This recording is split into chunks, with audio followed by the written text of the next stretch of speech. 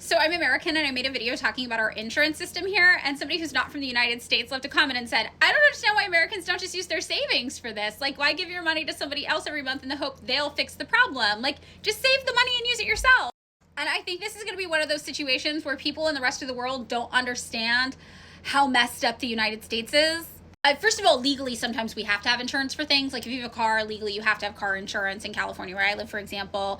If you have a mortgage on a house, legally, you have to have homeowners insurance, stuff like that. But more than that, 67% of American workers live paycheck to paycheck.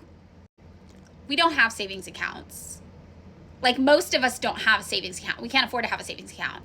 The people who do have savings accounts, the median amount that Americans have in it is $8,000, which, just to give you a reference point for how much the cost to the patient is out of pocket, even if you have health insurance, for example, this is the cost for common medical procedures, which means that as an American, your savings, even with insurance, isn't enough to cover the majority of common medical procedures. Like if you fractured your wrist or your arm, the average American doesn't have enough money to pay for that injury.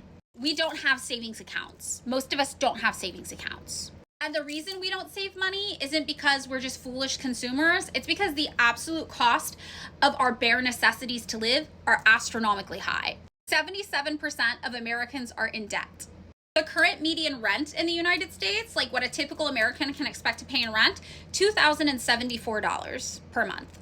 The median income for like the typical American is a little under $40,000 per year, or $33.31 per month, and that's before taxes. After taxes, you can expect to get around $2,300 to $2,400 a month, and our rent is $2,100.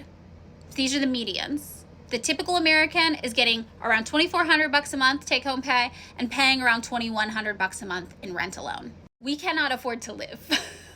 We cannot afford to pay for basic necessities, let alone save for emergencies.